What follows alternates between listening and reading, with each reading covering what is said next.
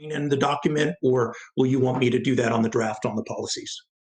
I can, whatever your preference is, I can share it quite easily. I have it up and ready to go. That sounds good for me. If it's good for you and the board, great. All right, Victor has said we're live. So technologically speaking, I think we are free to run wild. I know, but we haven't seen Jackie yet. Do we have Jackie and Parisa needs to get on? And then Deb, did you say that Lisa was going to be getting on, joining? She will not. She will not. Okay, so as of right now, Lisa is out. Okay. So we don't have a quorum yet. As of yet, if Parisa gets on, we should be okay. She got my email with the link, so fingers crossed she'll be joining momentarily. She's usually good about that. It sounds like people are taking the lift of these stay-at-home orders, like people are running with that. They're all going out and partying.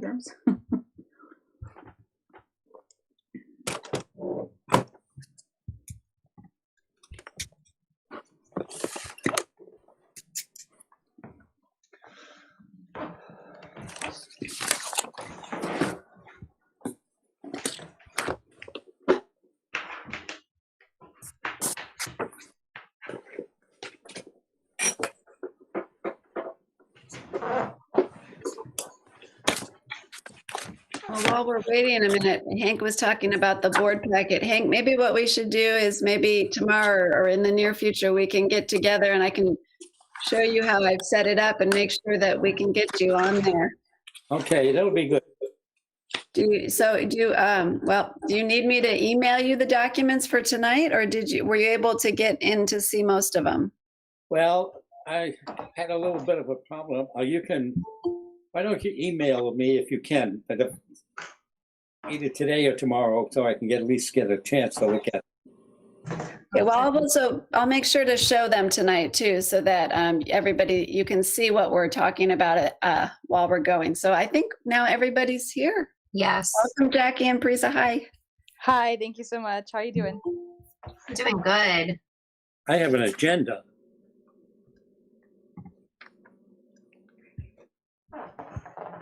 We have one more person that just joined us on the phone. Yeah, one more person just joined us on the phone. I'd like to welcome you to our board meeting. You are currently muted, all those on the phone. Again, at this point, when we get to public comment, if you would like to speak, please unmute yourself and we will speak in an orderly fashion. Oh, let me check my email one last time before we start. Okay, we're good. All right. So we do have a quorum because we have Deb, Parisa, and Hank. Jackie Height and Lisa Morales are absent tonight. No, Jackie's here. Oh, Jackie's here? Oh, perfect.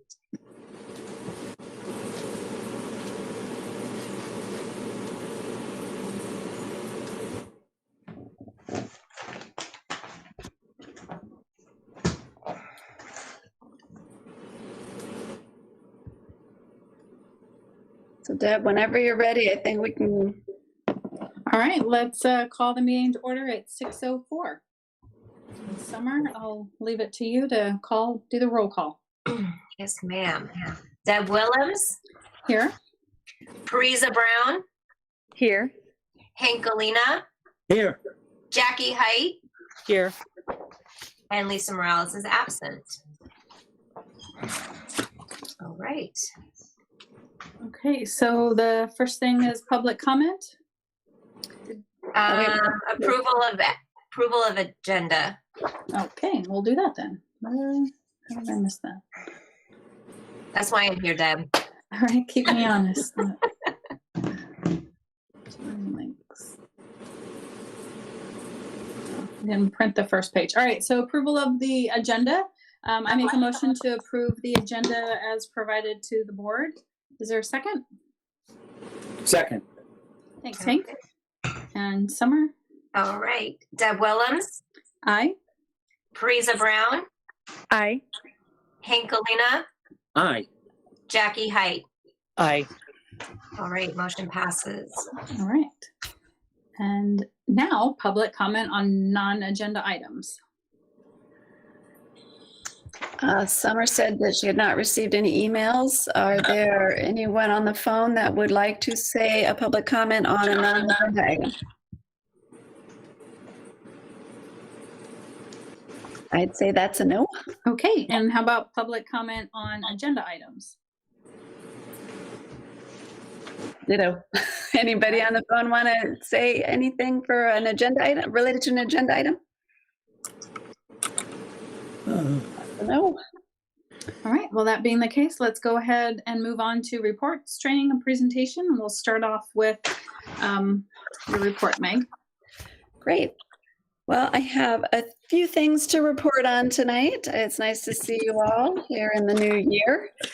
I'm going to start off with a mention of personnel. As I mentioned in my last weekly update, there have been several, which would have been two weeks ago, actually, or 10 days. There have been several departures as of the winter break. I would say that the most impactful was the departure of the Director of Leadership Development and Student Services. I just wanted to let you know a little bit about our plans for covering all of the duties of all these people that have gone on to other ventures, particularly the Leadership Development and Student Services Director. I am considering whether or not to replace that person or to keep that position or to restructure in some fashion, but that's going to be a little bit longer term project as I look at sort of overall structure for next school year. But in the meantime, I'm getting some feedback. Let's see, okay. In the meantime, we're covering the duties, the essential tasks, the responsibilities have all been redistributed, and I am planning to provide some stipends to several of the key people that are covering the bulk of these duties. So those will be announced to those individuals in the coming days and implemented. Good.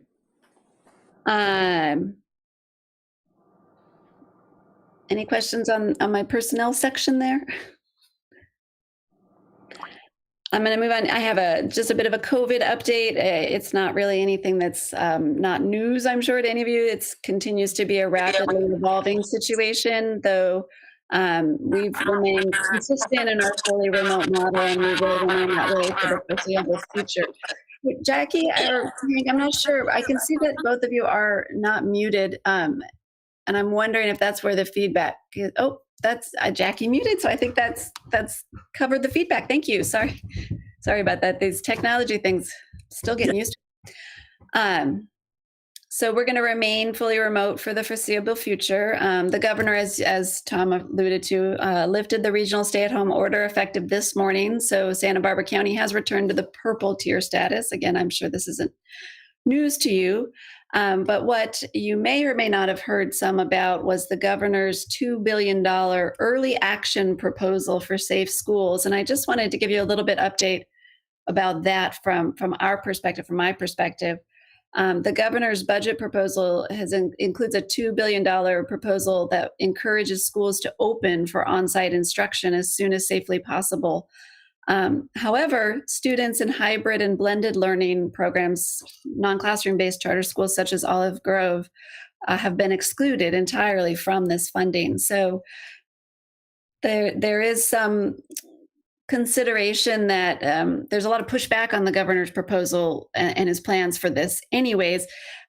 So it's likely that this plan won't be, I'm reading things that are saying it's likely that his plan for safe schools reopening won't be ratified in its current form anyways, but we are again sort of in a wait and see what develops situation in terms of that. The safe schools, he did create a Safe Schools for All hub, which has more information. If anybody's interested in learning more about that proposal, you could Google Safe Schools for All hub, or I can send you the link and you can check it out. coupled with that, the state has begun tracking data on school reopening, which I'm sure is quite a feat. There was a January 14, 2021 California Department of Public Health order, which now requires all LEAs, local education agencies, each individual school in Olive Grove's case, to submit data about our school reopening status every 2 weeks. So now we get to go into another portal and give more data. So yesterday was the first submission, and I have confirmed with our county contact that I properly submitted that data for all 4 schools. So we are off and running.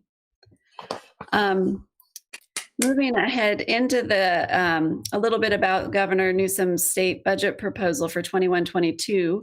It was released on January 8th. A few highlights related to schools like ours is particularly to do with the so-called ADA hold harmless, or the growth cap. As the budget stands right now, there is no mention of any limitations on growth funding. So if there are no changes along the way during the legislative process, it's a strong possibility that there will be no ADA growth cap for 21-22. So we find this encouraging news, but I think we have to proceed with cautious optimism, as things can often change during that process. Also of interest is deferrals. This budget does not address any of the current deferrals scheduled for this school year, which I was really hoping that it might, but it didn't. But from what I understand, it does look to relieve a large portion of the planned deferrals for next school year, but there will still be some deferrals in place. So we have to plan accordingly for that possibility or likelihood. And then the last thing in my update, my report section here, I just wanted to update the whole board that I had met with Jackie and Hank to talk about organizational culture and development. And the main takeaway from that is that I am going to be administering a survey to take the current pulse of the organizational culture. I have gotten a little stuck on locating a digital version of the survey that we want to use.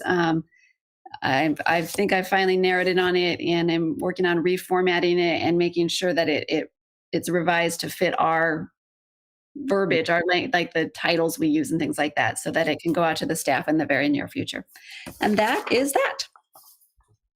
Good. And that survey will be anonymous, right? Absolutely anonymous, yes. And then will the board be able to look at the feedback the way it comes in, or will it be kind of categorized and for us, or what do you expect, or have you thought that far ahead yet? Well, when Jackie and Hank and I spoke about it, I think we were sort of leaving it open-ended. We were going to see what comes in and decide how to deal with the data, and then bring it back to the board so that the board gets a full picture, whether it would be the raw data or we've categorized in some way. I don't know that we didn't, and remind me if I'm wrong, Jackie or Hank, I don't think we really decided that yet, but we do intend to bring it to the board. Okay. In some fashion. That's fair. And then normally around this time of year, we start preparation, and maybe I think I saw an email from you about the I can't think of the right word, the agency that for our charter, about doing like an on-site visit and reaching out to the board. Has that been scheduled yet, or do we have a time frame? Yes, actually, I do have dates for that. I haven't gotten a lot of information about what that entails from my contact at the CDE or for the SBE, for the SBE oversight visit, but it is scheduled for March 25 and 26. Mm-hmm. It's very likely to be remote or virtual. Mm-hmm. And originally my contact was our rep consultant from the CD, was talking about a full week, but when we kind of nailed in the dates, she said those 2 dates, March 25th and 26th. Okay. And that makes sense because they don't have to drive, right? So before they were driving to the different sites and driving down here. So I think it was typically a whole week for them, even though it was maybe only 3 days or so for us. And that include driving between sites. So I could see where they could get it down just to 2 days. Yes, thank you for asking about that. It hadn't occurred to me to mention that. And of course, you exceeded my expectations and knew the dates off the top of your head. So easy peasy. Thank you. Okay. Any other questions for Meg? And then the next thing is the board members' reports. Does anybody have anything? The only other thing that I was thinking is we might think about board members and continuing to solicit more board members. It would be nice to get a parent and other people from the community. There's a couple of us who are our term. I think Parisa and our terms both expire in June, and I haven't talked to Parisa about what our plans might be, but I can see where it might we should be soliciting. It would be really great to get a teacher and a couple other folks lined up from the community. So if anybody has any ideas or good candidates, please send them our way so that we can continue to have a nice, diverse board. I don't think we have a parent on the board, do we? No, we do not. Well, Parisa is associated with the school. I don't know if you, right, Parisa? Isn't that how we found you? That's correct. Yeah, my younger sister used to go to Olive Grove. She has since left, but it was a really good introduction to the school, and I just, fell in love with their, Olive Grove's way of doing things. So that's how I came to be on the board, and really happy to have spent the last 3 years here. It's been really great seeing the ups and downs and COVID and how everybody's handled things. So it's been a really great ride. So even though we don't have a parent, we have a sibling of one of our students. So we kind of have that connection. But yeah, it would be good to get a parent on the board for sure. Yeah, where I'm coming from is the more diverse group that we have, the more things get done and get more different ideas from the diversity of the group. Exactly. Yeah, and that's why I was asking about a parent, and you mentioned about a community member and staff too, and so it looks like we are having quite a diverse group if we can get those two people in there and that. Yeah. So we might think as board members too, like if there's strategically an audience that we might want to target to get someone else on the board, and kind of think about where are some gaps that we want to try to reach out to areas across the local community of where we can solicit folks. So, okay, unless anyone else from the board has anything to report, bring up. I will hand it back over for the financial reports. That's going to be me this time. So we have financials as of November 30th, as well as December 31st. So I think I'm going to take Mari's lead from last time and just do our most current, since they are year-to-date financials, if that works for everybody. And Are you going to share your screen, Kristen, or would you like me to share? I think you're a good sharer. I'll take you. I choose you. Thank you. So as I mentioned, as Meg is bringing this up, this report is going to be as of December 31st, and it is compared against our first interim budget revision. We're in the process of beginning that second interim budget revision, which we will adopt in March, and then we'll be looking at a comparison there. So as a reminder, we're 50% of the way through our fiscal year. And so you'll see here on this first slide, a graphical representation of our revenues to date. We're at about 42%, which isn't overly concerning. There are some timing issues associated with when we receive our LCFF revenue, our in lieu property tax revenue, as well as some of the CARES and ESSERs and sort of COVID related funds really are in there on a straight line basis, but we're receiving them more on a reimbursement basis. So we anticipate receiving those later on in the fiscal year.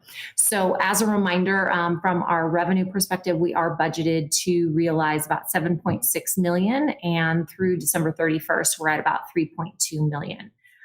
From an expense overview, We've realized about 3.3 million against a budget of 7.2 million, so about 45%, so trending just a little bit under.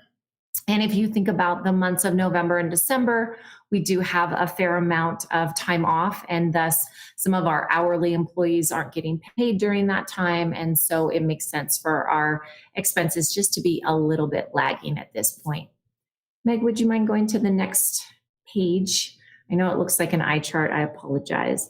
But I want to go through some of the details here. So already discussed the revenue, 3.2 million against 7.6. And it again attributed to the timing of receiving CARES Act, ESSER funds, and other COVID-19 related funds.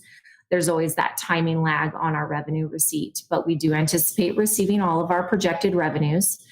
As of December 31st, our total personnel expenses are 2.3 million compared against a budgeted 2.4. So there's that sort of $105,000 variance there that I mentioned due to hourly employees not working over the holidays. And then our total operational expenses as of December 31st are 960,000 against our budgeted 1.2 million, a variance of 239,000, mainly attributed to the timing of some of our budgeted expenditures just not yet being incurred, as well as some generally conservative spending thus far by the leadership team. So total expenses were 3.3 million. Budgeted year to date would be about 3.6. So we have about a 4.7% positive variance due to the reasons that I just mentioned. Any questions on our revenues or our expenses through December? Okay, so as of December 31st, taking those revenues less expenses, the school finished the month in a year-to-date net deficit position of about $102,000 against a budgeted surplus position of about $162,000. So really at this point in the year, due to those timing receipts of our revenues, we usually are in a negative position, and then usually by about February, it starts to tip the scale. So as a reminder to this group, the board approved first interim budget is projecting an ending surplus position of about $325,000. And as I mentioned, we'll be going through a second interim budget revision over the next month or so with the leadership team. All right, Meg, would you mind going to the next, which is the balance sheet?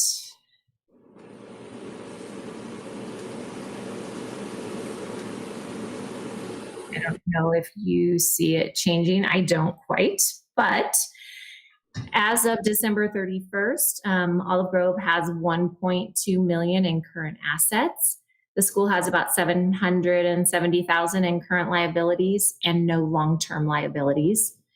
As a reminder, we do hold about $354,000 in restricted net assets, and those are made up of the net book value of those Title V vehicles that were purchased and are currently being depreciated. So just as a reminder, we'll continue seeing those on the balance sheet. And then total liabilities and net assets as of December 31st are 1.65 million, with that net loss that we mentioned before of about $102,000. And our fund balance or reserve is right at about $880,000. And then from a cash perspective, I wanted to let this group know that we closed December 31st with $1.2 million in cash. And as we've discussed, based on our first interim budget revision, while we don't anticipate going negative in our cash position, we do get really close in that April-May timeframe.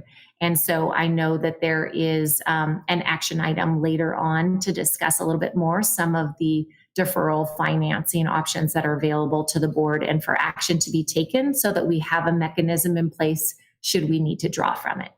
Mm-hmm. Any I questions? apologize. I lost my connection, so I apologize if you lost your screen. It's okay. I just kept going. Any questions from anybody? Okay.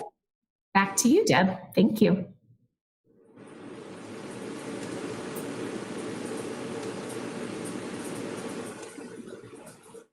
It's funny, as soon as I go to hit the unmute, then the buttons all go away. I'm like, stop fighting me. All right, so next we have a presentation from the Buellton and Santa Barbara Learning Center. Yes, I'd like to introduce Stacy Adams, who is the director of those learning centers, Buellton and Santa Barbara, and she does have a presentation for the board. Welcome, Stacy. Hi, thank you for having me. Good evening and Happy New Year.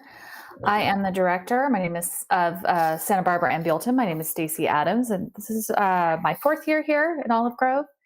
And I am going to talk today to you all about what we do for our seniors, really across the board, not just in Buellton and Santa Barbara, but what we do for all of our students that are getting ready to graduate.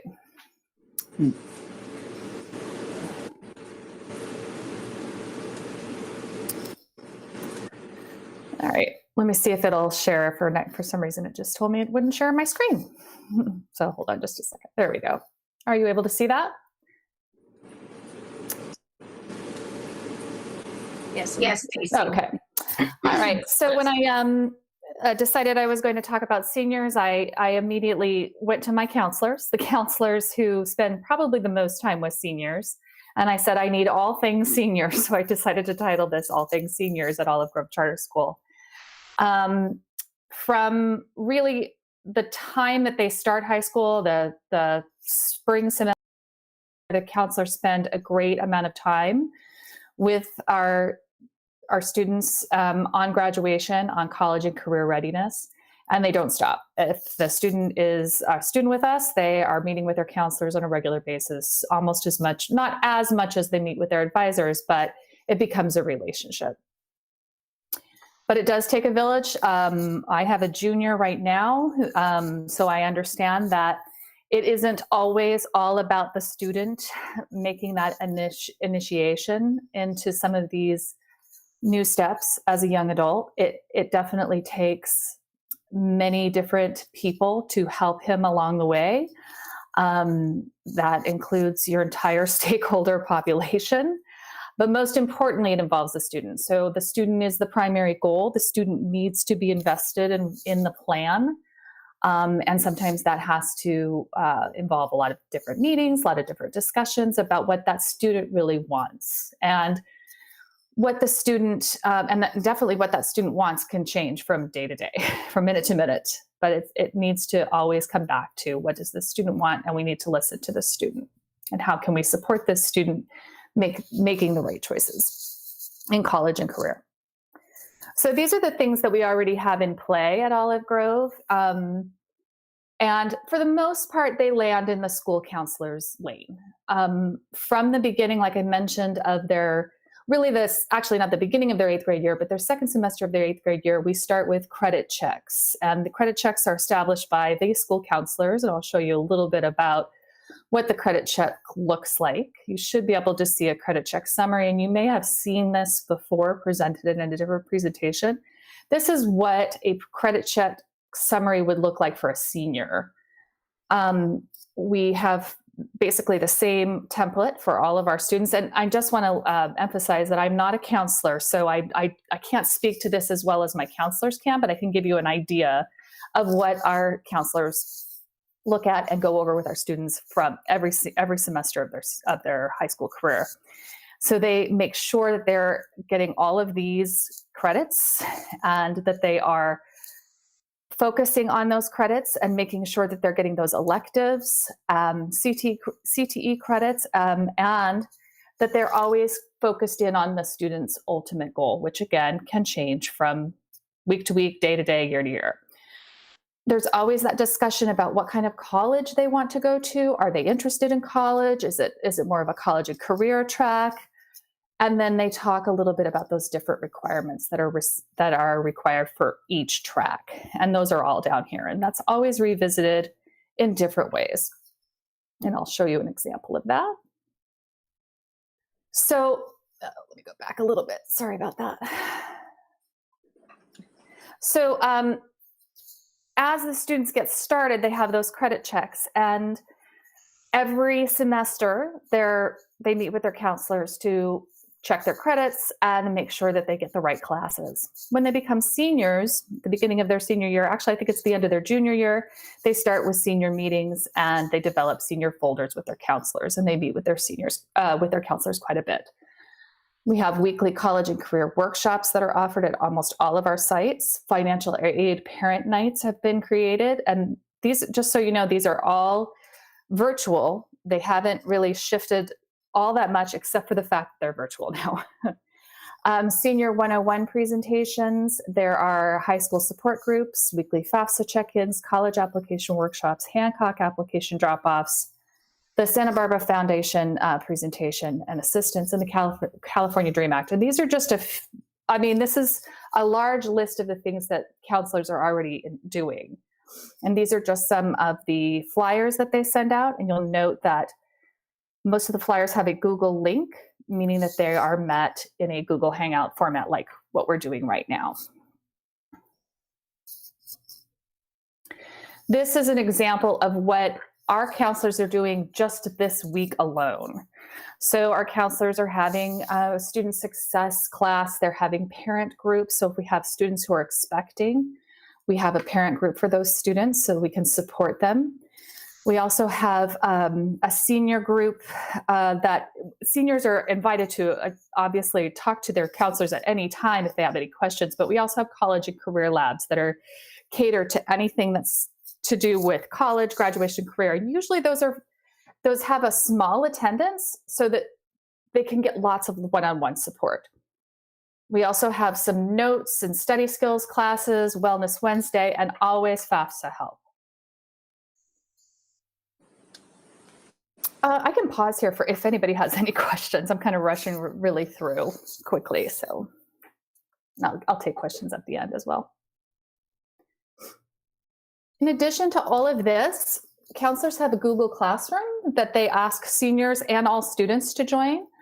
Let me go ahead and open that. So this is an example of a Google Classroom at Santa Barbara, Olive Grove. And these are the different resources that our counselors offer. So this over here, we have a special senior page, which also sends up the reminders of the different things that our seniors need to do. This is one for SBCC and their to-do list. Everything is hyperlinked here so the student can easily access it. I'll show you that.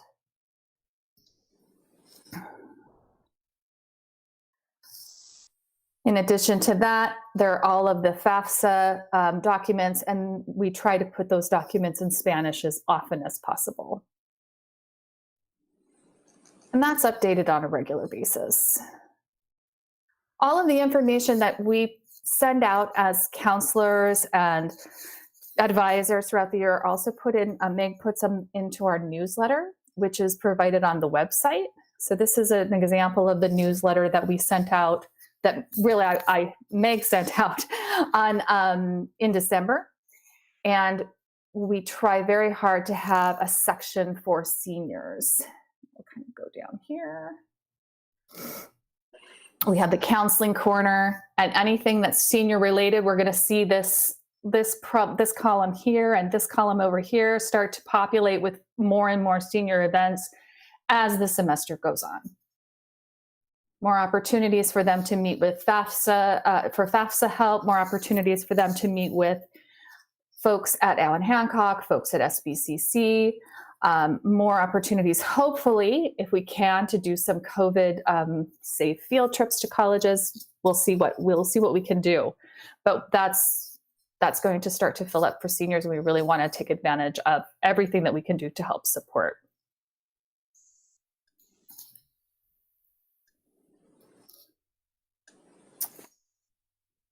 So we already have all of those things in place. And from a director's standpoint and a leadership standpoint, I'm always asking, well, what can we do better? And these are some of the points that I always ask, that probably the director team is always asking. Maybe parents are asking this. Leadership is always asking this. I'm sure advisors are asking it. And they're very important to ensure that our students are well prepared for graduation, that they're well prepared for college if that's where they want to go, or a career. And so we constantly need to ask these questions. How are we increasing that rigor of these college prep classes? And are we providing scaffolding or differentiation for that rigor? Are we promoting that self-efficacy piece? Are they, with an independent study program, there's so much self-efficacy necessary in that program alone. How are we supporting that growth? Are we looking at our enrollment, and are we looking at the consistency in our program? Because that consistency is going to determine whether or not the student is getting that information in a consistent manner about college and career. We also have to look at some things from a very young age. And I said middle to high school, but really if we're a TK through 12 school, we could look at students from a very, very young age if they stay with us. But particularly through middle through high school, we need to look at growth and proficiency, and we need to continue to support with college and career opportunities. And how can we do that? We also need to promote college prep courses, dual enrollment, and CTE, our CTE courses. And lastly, we also need to increase our language arts, mathematics, and writing skills for all of our students and improve the connections between educators and parents. And then finally, especially in the time of COVID, this time that is so unsure, different, strange, crazy, we have to listen to the students and the seniors, and we always have to go back to what they want, what they need, how we can achieve that for them. Because I think a lot of times we'll be doing all of this work and we haven't really listened to that student voice. And it's very important to always check in and connect with them. And a way to achieve some of these, I'm sorry, I thought I heard something. A way to achieve some of these goals is to start just with working with my staff. And I was thinking that maybe this is something that I could turn over to the board as well, as I think it's very important for all stakeholders to have conversation about these kinds of things. But these are some guided questions that I put in place about how we as an entity are supporting our students. What do we want our students to do after they leave us? How can we improve our overall graduation rate by looking at what we have, and how can we finesse or improve what we have? And what do we provide as a school to our young adults to help promote this growth? How can we support their families? And how can we support our young adults, especially now in the time of COVID-19, and their families? Are we listening to the student voice and what they really need and want right now? And if not, how can we improve? And then again, how do we know that our student and senior voices are being heard? And then I left kind of a blank document here as I think it's always really important to continue to ask these guided questions so that we can reflect upon this support. And that's where we are right now with seniors. Does anybody have any questions? Stacy, are you familiar, or staff familiar, with a document called Pathways to Prosperity? It was a major coming together at the Harvard Graduate School of Education, which there was educators and major business leaders throughout the country to come together for the looking at the CTE, Career Technology and Education. It's quite a document, and I was just wondering if there's any thinking about, I know that about CTE, but this document, Pathways to Prosperity, you can download it with the thing, because it just seems to. There was a seminar. There was a summit meeting a couple of years ago in Lompoc, in which we brought together about 80 to 90 adults from business, education, and stuff, and coming together. And it was quite a thing about coming together and working on that whole thing about the Pathways to Prosperity. Something you may want to give some thought about. I would definitely like to read that. Thank you for that.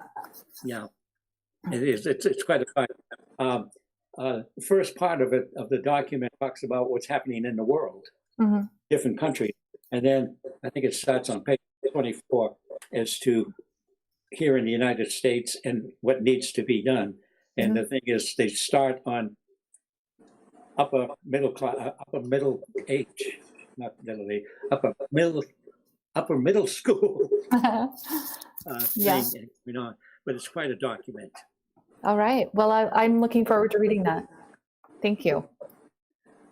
Stacy, you did bring up, well, first of all, wow.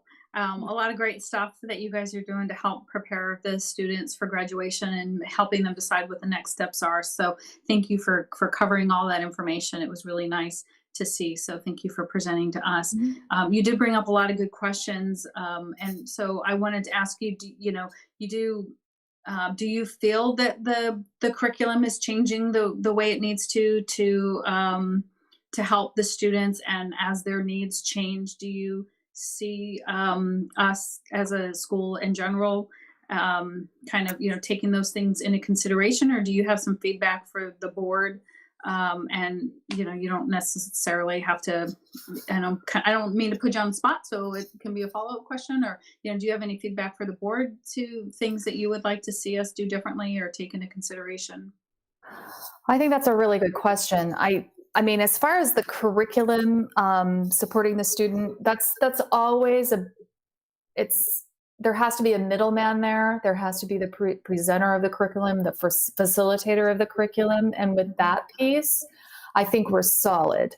We have this amazing system that we're able to put into play where our students work one-to-one with a credentialed teacher and are able to access these phenomenal counselors really anytime they want. In addition, they also are able to talk at length with their strong mind teachers. That's the curriculum that we're using for the most part. I would say that that's our number one curriculum at this time. So I would say that, I mean, there are definitely some improvements that need to be made in pretty much every curriculum, but it comes down to the connections, I think, especially in this day and age. And is that connection building that self-efficacy piece from the students to the point where they feel like, I can handle school, I can do this, I need to move to this next place. I mean, I'm certainly not trying to ignore all of the other pieces that we need to do, which is, improving mathematics, improving language arts, improving writing skills, all of those standards that we need to meet. But just for me as a director in this time, that's what I think our edge is as an alternative environment over a school whereby maybe you have a little different, more exciting curriculum presented in a different way. This kind of curriculum can focus our students in a way that's not, you can't do at other schools. So I think we have that piece to offer. So that's sort of my long answer, the curriculum piece. So yeah, there are definitely some things that we can change about the curriculum. We can always work with Strong Mind about having more opportunity for the students to give more of a voice. So that would be my number one thing with that. But I also think that we're looking at a bigger picture here. We're looking at a picture of students who some students are surviving in a lot of ways. They're trying to I don't want to say get past high school, because that's not what I mean. It's about trying to find their path with a lot of different things going on in their lives, and that doesn't mean that every student that comes to us has baggage. That's not what I mean. It just means that they're focusing on school in a different way. And that's a very vague answer. But my philosophy of education is we have to kind of really look at the student and see what's the right fit for them all the time. A parent needs to do that. A student needs to do that. The system needs to do that. And I don't know if we do that enough, because there's so many kids out there that are going to school that are unhappy. And nobody wants that for their kids. We want them to be happy. We want them to grow and get to the next place. So, As a manager, I just think of my work life, right? It's just, I think of my employees kind of the same way. It's like, right, how do you help them all get to the next place, right? right. Once you get them out in the world, right, it's our job, right? How do you keep them? So I love the things that you're doing to help them be more self-sufficient and to do that reflecting on their own and to help them ask those questions. It's definitely a team effort. And that's why I put that first slide up there about all of the people that are required, you know. But it's interesting because sometimes I'll have these one-side conversations with like parents and then a teacher, but the student's not even there. Can we talk to the student about this? What does the student want? And is the student, you know, driving this conversation, especially seniors? So that's the piece that I think that is really critical. Do our students have an opportunity to get out into the community and work or shadow different organizations, different businesses? That's what they want to do when they finish high school and go. Well, we do offer volunteer hours, so students can receive CTE credits for work experience hours. Right. Volunteer experience hours. They also, several of our students work, so they get the work experience credits. And several of our students are dual enrollment as well. So there's a little piece of that.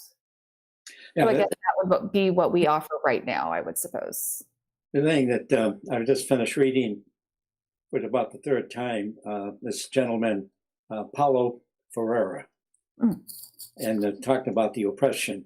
And he talks about these, the teacher student, and he uses the banking system that the teacher deposits knowledge into the bank, which is the student, and then what do they do with that banking and stuff? And that's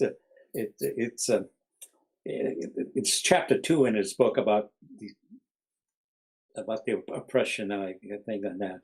But it seems like what's happening there in Santa Barbara, you're well on your way to getting these students not only prepared for college, but I think you're getting them prepared what's out there in terms of careers and thing. And so I'm really excited to hear your report.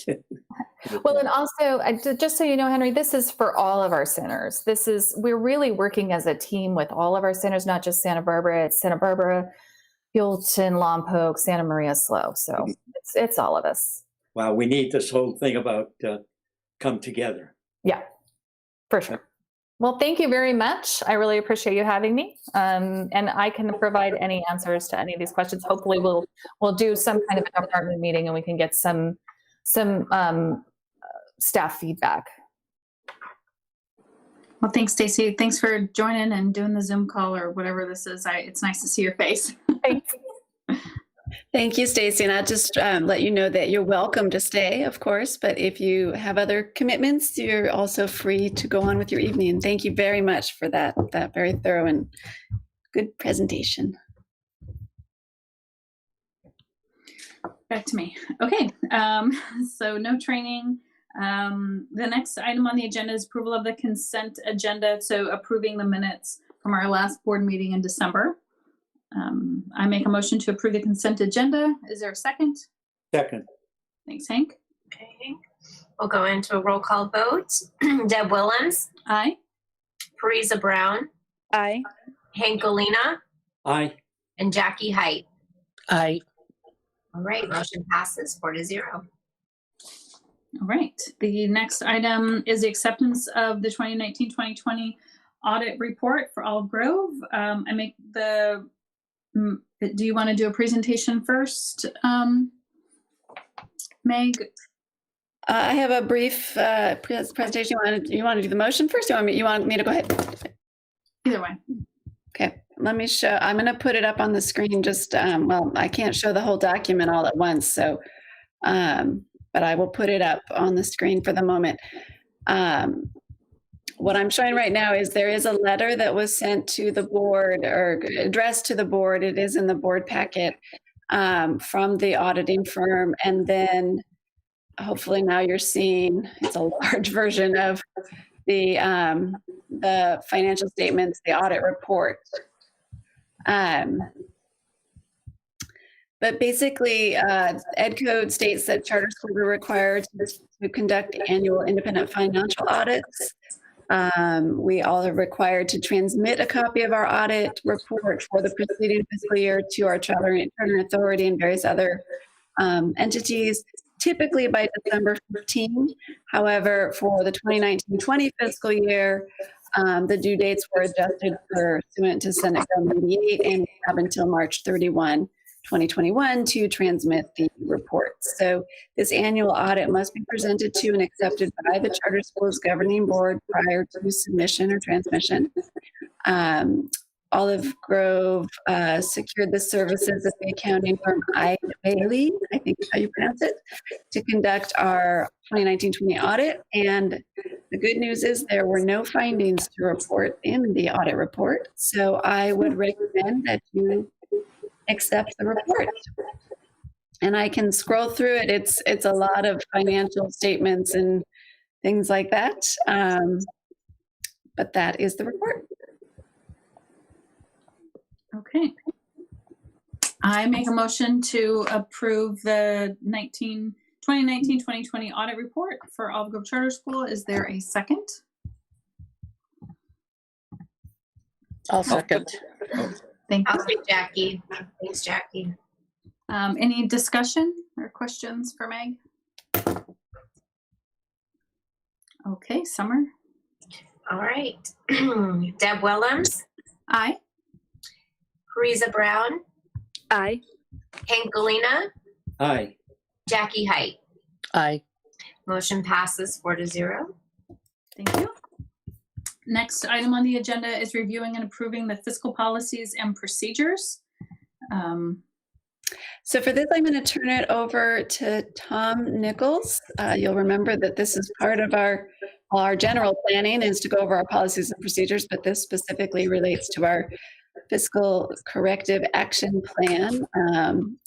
And we are meeting our timeline in that plan by bringing these policies and procedures to this very meeting. So with that, I will turn it over to Tom. I will share my screen. You tell me how you want me to navigate the document, and I will try to comply, and I will try to stay on this time. Thanks. Thank you, Megan. Good evening, everyone. Happy to be with you again, and hoping you and your family and loved ones remain healthy. Glad you're all healthy, and wishing the same to all of you. We wanted to briefly share with you the updates, the recommended updates on the fiscal policies and procedures. And thanks to some of you that have already provided some really good feedback, necessary feedback. We appreciate that. We want to give you all an opportunity to ask any questions tonight. I'll provide a little context of how we sort of got here to this draft and why. So with that, as Meg said, the fiscal corrective action plan, we said we committed essentially to by the end of March, in the last in the presentation on that plan, we talked about bringing a revised fiscal policy to this board by the end of January, having you review it and adopt it if possible. And then the next step after we get your adoption and approval and input would be to work with the staff at Olive Grove.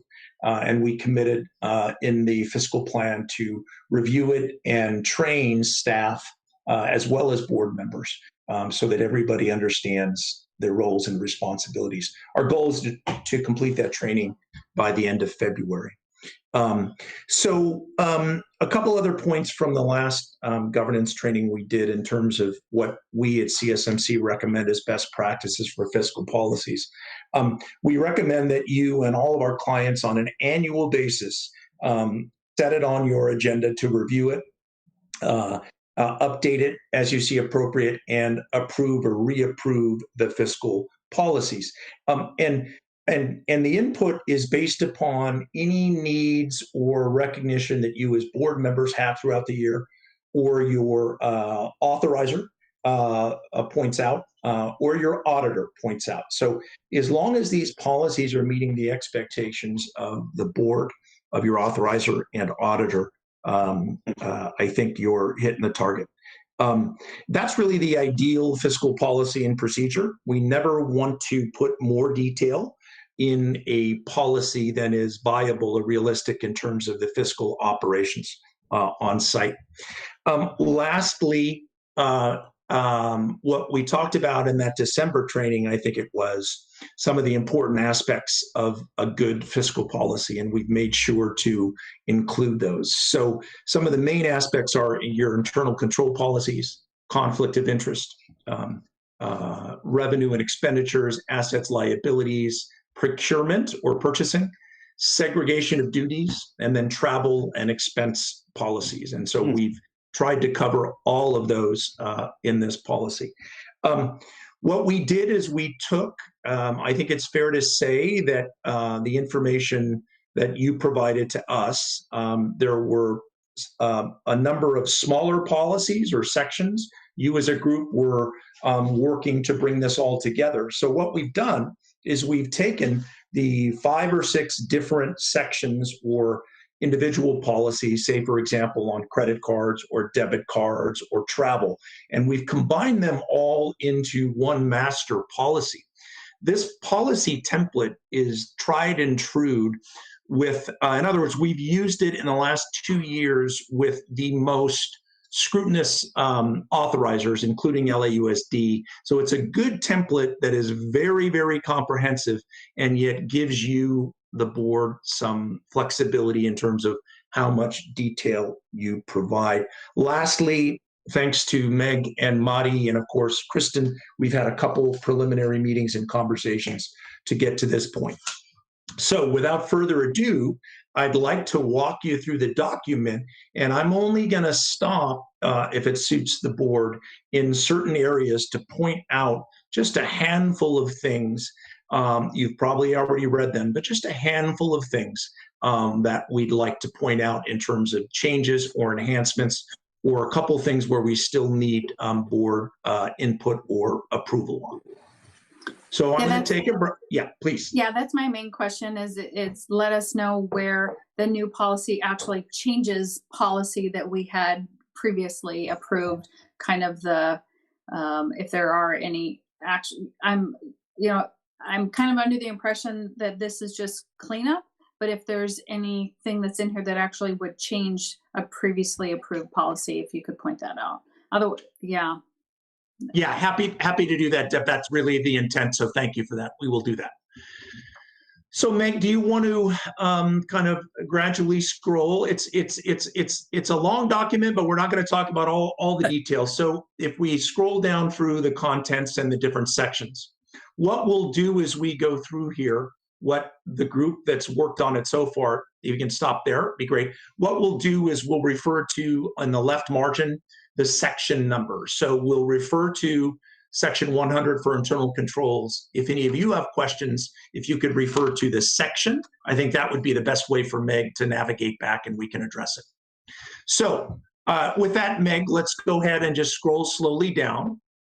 A lot of this is generic information and detail that you may not have had in your previous policies, but it is, if you will, boilerplate language and policy that many of our clients currently use. If you'll stop there, Meg.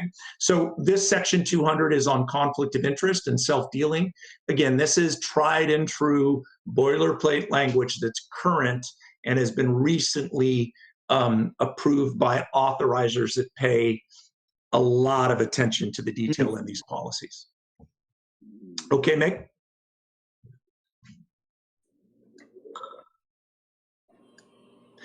Let's stop there. If you go back to the last section, 202. Yeah. So the governing board authorities here, we just want to point out, and throughout this document, what's really, really important is we have referred specifically to the positions rather than people's names, right? So you'll see throughout, you will see executive director, which refers obviously to Meg. You will see the director of fiscal and facilities, which refers to Madi, and then you will see references directly to the board. So if you want to keep on scrolling down, next section 203 is signature authorities. Again, this really just talks about, and really what's important to note here is the limit. So I don't think we've changed the $10,000 threshold, but this really talks about specifically for any non-recurring expenses greater than $10,000, what signatures or approvals are needed. So in other words, anything that is a non-recurring expense would require what we're proposing is the approval of the board chairperson, in this case, you, Deb. And then also, it also specifies the only two people that have signature authority for other transactions are, again, executive director and director of fiscal services. So you'll see that language throughout. Thank you. You can keep scrolling. This is all standard boilerplate, good comprehensive stuff here, nothing really unique. Okay, let's stop there. On section 208, this is a really good example. So we haven't really fundamentally changed the existing credit card policy that was in place at Olive Grove. What we've done is essentially provide a more succinct section on it. So this doesn't exclude, in particular, anything that was happening before. What's really also important is we do specify, again, who the holders of the credit cards are, and if there is, we want to verify what that current limit is. That second paragraph there, again, specifies the two people who are the holders of the credit card and what the limit is set for. Okay, you can. The next section is use of school debit card. Now, we discussed this, and if I'm remembering, we came to the agreement that we would recommend that there would be no use of debit cards moving forward. And even though Olive Grove may have to date been using debit cards, we really discussed is there an actual need for them and so forth. And it was our consensus, or CSMC's recommendation, if it suits the board, that we would recommend that you close out those debit card accounts, and the policy reflects that change. Is there anything in here talking about how to fuel the vehicles and if there's a school issued card for fueling the vehicles? No, and so great question.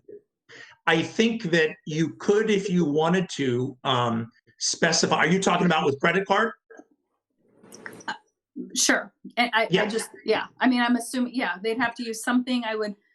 I think there is some credit card or there is something, now that Deb brought it up, there is something that is used to pay for the gas. There's a gas card or something like that. Yes, there's several gas cards for different locations when you're traveling.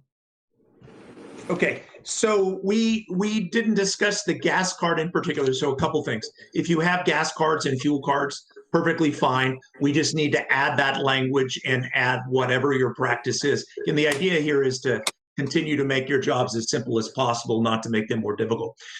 The other response would be this: if you chose, it would be a little difficult unless your executive director and director of fiscal services were gassing up the cars. That wouldn't work with a credit card. But my point is, if the credit card was the means by which you paid for fuel, that would be an acceptable use of the credit card that wouldn't need necessarily an explicit citation, the fact that you're gassing up vehicles, unless you as a board felt it was necessary or you're authorized to do it. I thought that there were fuel cards. And so I'm just wondering if that should be included in this policy, or if that's included in a vehicle policy right now, and then we can look at that at a later date to merge it. I don't know if it makes sense to put it in this or not. You know the whole policy in its totality, so I'll leave that up to you. But just it seemed like a little So- gap because it's kind of like a credit card. So Yeah, so again, you can put, here's my suggestion on it. If you are bringing up and you feel it's worthwhile, the idea of the policy is to set policy, and in this case, for anybody that uses a gas card, and then that how it's reconciled, right? How it's tracked, and the general awareness of who's spending and how much they're spending. yeah. On the other hand, unless any of you feel that it's a policy that needs to be revisited or it's a little loosey-goosey, in my opinion, you don't need to explicitly mention it in the policy. Yeah. You can, but I don't think you need to. Yeah, what I would recommend is let's table it and then let's look and see if it's covered already in another policy, and then we can decide where something like that should go.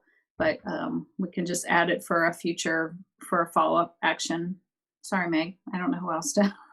Just kind of something to keep in mind. We can see if it's someplace else. No, it's a great point. No, I made a note. We'll Yeah. where it's specified. That's exactly the kind of thing, Deb. Thank you, and thanks, Summer, for that. We want to make sure we include everything. So thank you. Okay, if you want to move forward. Oh, so did we agree, or Meg, did you want?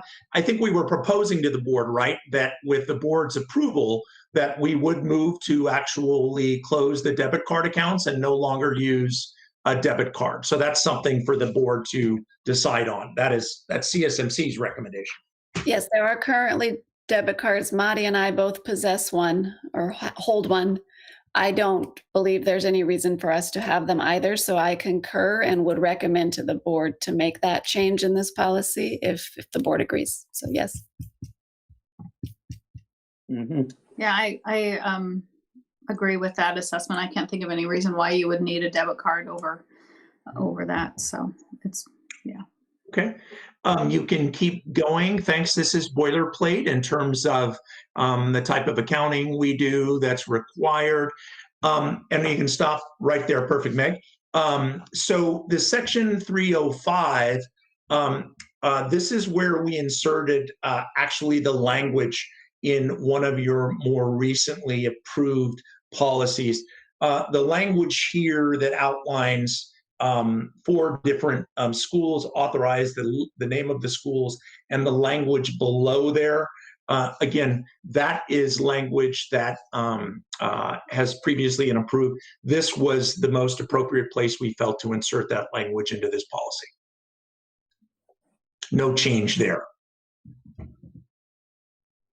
One question, the second paragraph here where it says the Finance Committee. So and again, this is for board review and input. Finance committees, as you all understand, can play many different roles at many different schools. It seems like in current practice, the group that is working on the financials on an ongoing basis in order to prepare them and present them at the board, it appears to be the executive director, the director of fiscal services, CSMC, Kristen Nowak. And so what we did for the draft here is we said, unless the board feels or would like a designee from the board, or unless the board has a certain expectation for what the finance committee or who should be on the finance committee, we recommend this language as long as it's meeting the needs of the board. And so that's why we drafted it this way. Now, if you, Deb, or anyone feels that there needs to be the makeup of the finance committee needs to be different, then we can certainly discuss that. And that's really a call that you make as a board. I have no objection to the way it's written. Any of the other boards have any concerns or see a need to modify the recommendation? There you go. Thank you. Okay, Nick.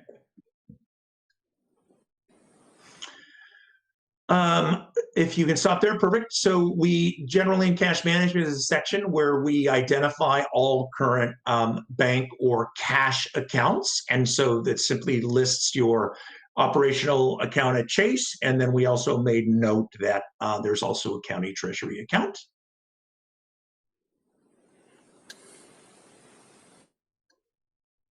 You can keep going.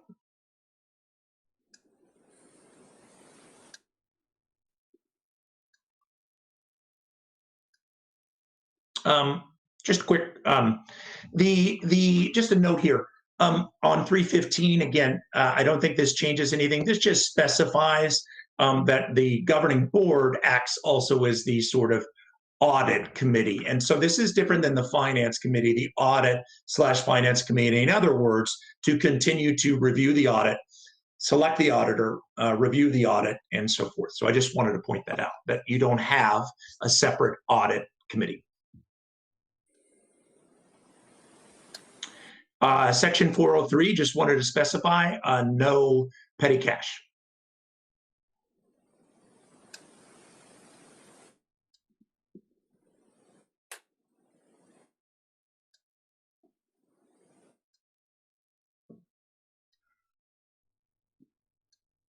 Okay, we can stop there. So thanks, Meg. So we mentioned procurement. We mentioned in the training a few weeks back the importance of procurement policies. And what we've tried to do is propose what we think is a good step for the board to consider that sort of is within your current approval levels. And the reason we're suggesting that you do this or consider this section is because really across the board, we're seeing a lot more attention by authorizers paid to the whole idea of competitive bidding, best use of public money, and so forth. So what we've tried to do is put some boilerplate language in here that is not unique in any way. And then if we go down and scroll down a little further, Meg, pardon me, we'll talk about the sort of the bidding process. So what this really does here is it provides a sort of roadmap of how Olive Grove and the board would go about seeking either informal or formal competitive bids. And so on the left, you can see the sort of dollar amount. And again, we've tried to align this to your existing approval levels. On the right-hand side, you would see for that dollar amount, what the action would be in terms of documenting a fair procurement process. So, for example, the first line there is between $0 to $5,000 or $4,999. That a written proposal is optional; it's not required. So we always believe that a written proposal is best practice. However, if you have to get a written proposal for everything you do, it may be very labor intensive and it may not be your best use of time. You can see on this, it's progressive. So the next line down says between $5,000 and up to $10,000, there would be one written proposal. And then if you go all the way down to $50,000 and above, this is a pretty formal documented process where there would be at least 3 written proposals. And it gives guidelines for what needs to be included in the proposals. This is, in general, just the way to be most transparent and ensure competitive bidding, and as a board, be able to answer any stakeholder or auditor or authorizer's question. Hey, how, Olive Grove, can you assure me that you got the best value for the dollar for the stakeholders and families at Olive Grove? Do we have anything like this in place today? Not in writing that I'm aware of in terms of a sliding scale and process. Procurement is not something that had really been developed in any level of detail as far as I know. Okay. If you'll scroll down a little bit here, the paragraph below there, again, just explicitly talks about the approval or pre-approval process. And again, talks about the fact that the Director of Fiscal Services is authorized to approve anything less than $5,000. Anything between $5,000 and $10,000, the Executive Director has authority, but anything above $10,000 needs the board's awareness and approval.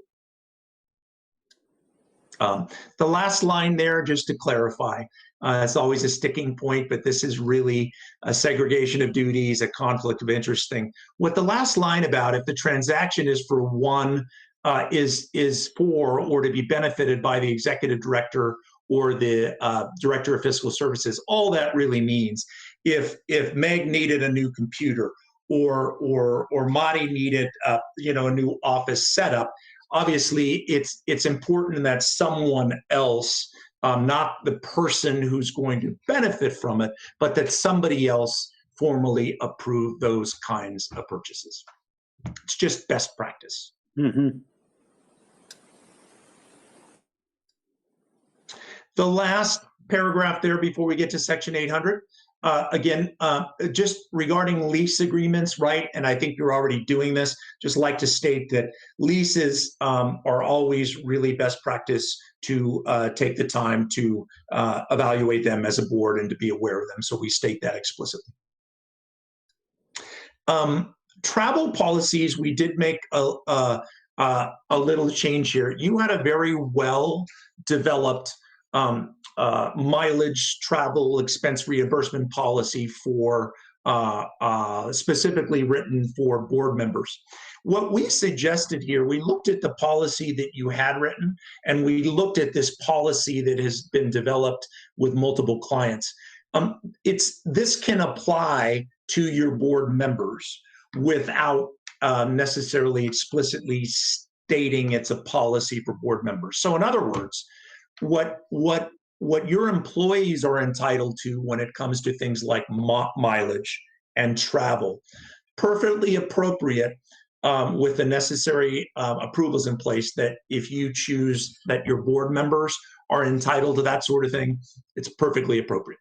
And so you don't need to necessarily mention that this applies to board members as well, because it still can, but it still outlines exactly how it works. So not taking any reimbursement or benefits or support, certainly by the way you operate geographically, and from time to time, whether it's traveling to an in-person board meeting, assuming we get back to that, we hope, or whether it's traveling to a CCSA conference for board training. Obviously, those are legitimate, perfectly appropriate expenses to be reimbursed for board members. Again, we just don't feel you need to have a separate policy, because what you are doing in that policy is perfectly appropriate and can apply to employees. Any questions on that? Okay. If you want to go down to section 801, added in a little more detail here. What we tried to do to be really fiscally responsible, right? And we recommend, CSMC says, don't be too generous with your daily allowable food expenses. What we did is, rather than tell people in this policy, you've got a certain amount for lunch, a certain amount for breakfast, we said $60 seems to be a reasonable daily allowance for travel-related meals. And what that allows anybody to do is, if they want to pay for a $60 dinner, fantastic. But it's difficult with with a $15 breakfast, a $20 lunch. This gives more flexibility to individuals. And by not specifying what those particular meal amounts are, it makes the auditing and the approval process much more simple. Yeah, that's what I was going to say. It probably saves us more money in the long run, because it makes the auditing and approval process a lot less cumbersome. And it's, yeah. No, it does. And I would also say, Meg, more times, I'm sorry, Deb, more times than not necessarily in this case, but when we talk about this with clients generally, most clients will have a lot higher a lot higher daily average than 60. And I think Kristen Nowak and I sort of really press on that to sort of say, well, it's fine. You make the decision as a board, but is it really necessary? So this is where we landed, of course, if it meets the expectations of the board. And I just have to pipe up and say we had quite a lengthy conversation about meals and the cost of breakfast buffets and hotels and whatnot. It's a very important piece here. So I'm very happy with where we've landed. Okay, thanks. Again, mileage reimbursement, again, and that is standard, and we always refer to the ongoing sort of IRS rate that's updated on an annual basis. Again, would be board members as well as employees who qualify would be eligible. Thank you. This is just boilerplate language, doesn't really limit Olive Grove. The next section, this is general sort of accounting that outlines. I don't think there's anything unique in there or binding or limiting.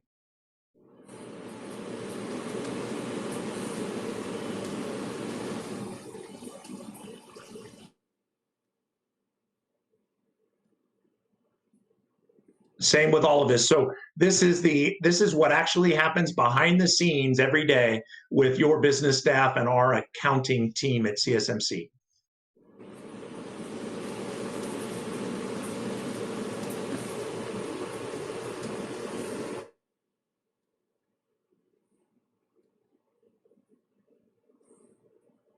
This talks about how AP works and the processing of AP and so forth.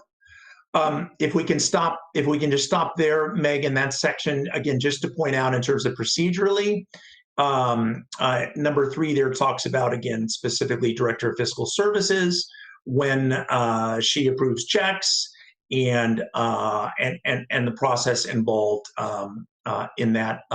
Again, checks over $10,000, it's just another reminder explicitly, checks over $10,000 will bear and require 2 approvals.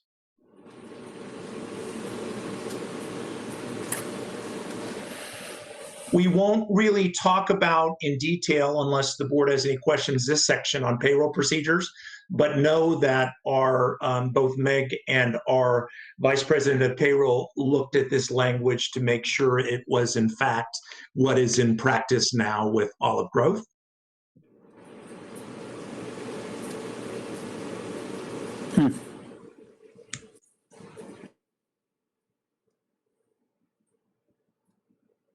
I'll just pause to point out that purple part is one editing thing I missed. I think Jackie found that in her editing, that it should all be black. There's no reason it's purple. Yeah, and I'm remiss, Jackie. I just wanted to thank you for your analysis and your eye. I think at the end of the day, we absolutely want you to have the most professional and as close to perfect as possible policy, and so appreciate the suggested edits you gave Meg and the team. So thank you for that. Well, you're very welcome.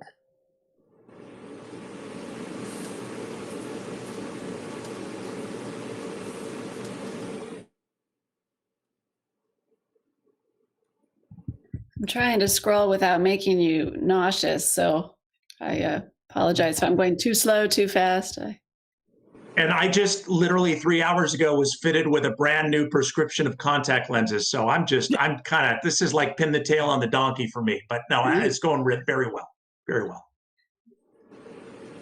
Is this document available? Yeah, it's in the board packet. Let me, Meg, pause for a sec. I'm sorry, as you answer Henry's question. Yeah. I'll email it to you right now, Henry. Okay, thank you. Thank you.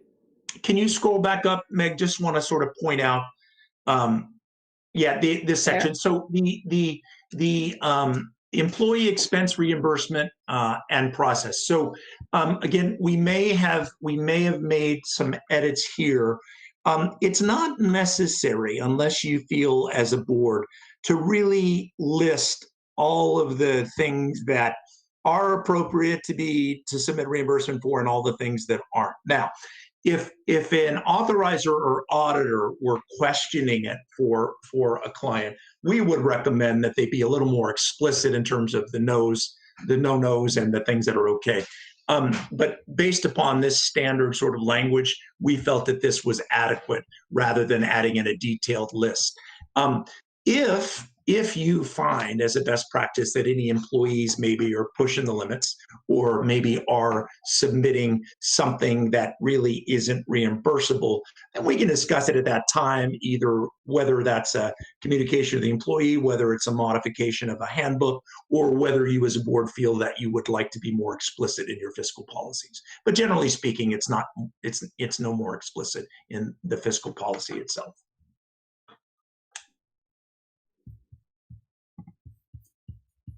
Okay, thanks.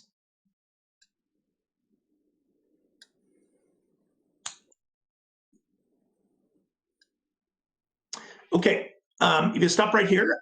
So I just want to point out budget process and another change that we did make in terms of the appearance of the fiscal policies.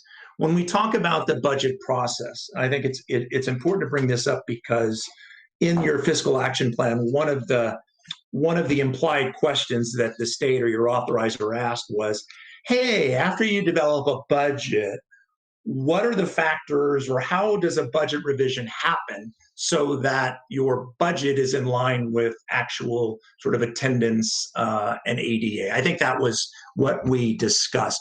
And so that is an automatic sort of part of the process in terms of what the Finance Committee, what Meg, and certainly Kristen Nowak, what CSMC always does with Meg and Madi. And so some of your draft policies in the past went into significant detail on two things. Number one, defining what ADA is and how it's calculated. ADA is an average daily attendance.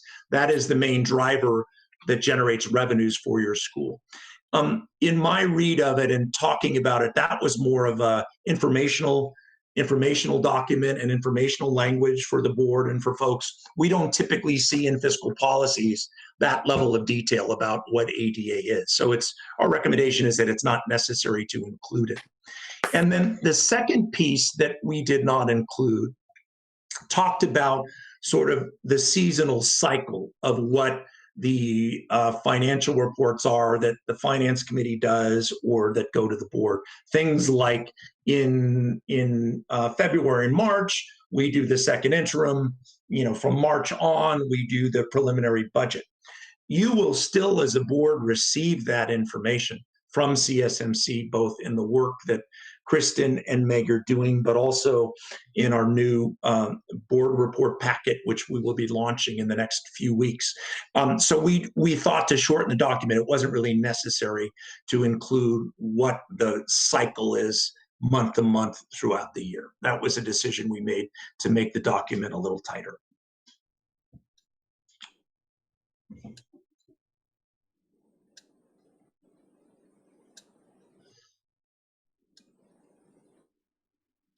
We're in the home stretch, Meg. Don't stop now. So that's a quick and brief summary of the fiscal policies. I know, first of all, thank you for your patience with this. Thank you for all those of you that had a chance to read them and provide feedback. This is not something that we ever sort of force clients to say, okay, approve it now. If you as a group feel that this meets your expectations and is adequate, one of the things we often do is we say, if the board wants to authorize approval, we will then work together, CSMC and Meg and her team, to make any of the final edits that may have already been shared. And so I will leave it to Meg and to you, Deb, and the board, whether or not you would like to approve these fiscal policies or whether or not you'd like to revisit them at a subsequent meeting.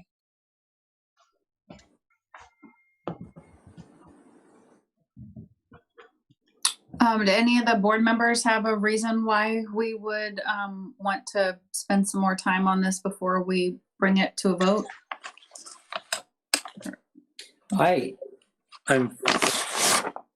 I'm impressed with the fact that we've had an opportunity to go over this kind of these policies. In my past experience as a board member, this was not even mentioned, but to know how things are run, especially the financial situation and the way that and I think in I'm impressed with the language, that it's not very technical and so forth. And I want to thank the gentleman for his work in that. I, as a board member now, I'm ready to say, let's go. But that's Okay, just me. thanks, Hank. Meg, any reason why we should hold off on this? Do you think it's ready to bring to a vote? Okay. I think it's ready for a vote. As Tom said, and Jackie had sent some really thorough editing, which is really very helpful, as Tom already mentioned. And I think with the board's approval tonight, we can make those changes that are editing, not Content. Yep. yeah, not substantive Okay. necessarily. And if we come across something that needs a substantial change, we'll bring it back. Okay. That being said, I make the motion to approve the fiscal policy and procedure that we reviewed today with the incorporation of the minor changes that have already been flowed to Meg. Is there a second? I'll second it. Thanks, Hank. Summer? All right, let's go to a vote. Deb Willems, Approved? Parisa Brown, Aye. Hank Galena, Aye. Jackie Hyde. Aye. All right, motion passes 4-0. Wonderful. Thank you. May I make a quick comment, if it's okay, if it's acceptable? Deb, is now the time you wanted the pop quiz for the board members, or do you want to do that later? We'll do no, that no. after. Yeah. Actually, what I mean to say is, so this is a big part of it. Thank you all for your input. Our job together, yours, Meg's, Kristen Nowak, and mine now, is to make sure that it's not just ink on paper and a policy that's filed away in a drawer. This should guide our collective behavior all the way down to anybody that touches any transaction or business transaction. That is the next step in terms of our staff training, and we look forward to that. Thank you for the opportunity to work on this with you. Well, thank you to you. Thank you. Of course. Yes, thank you very much. All right. So I do see we're getting a little long in the evening, so we'll try just to keep that in mind as we go through these next couple items. So the next one is review, discuss, and approve the financing option. Yes, and I will share my screen again. I'm going to share with you what is the at a glance. I think I'm picking the right screen here.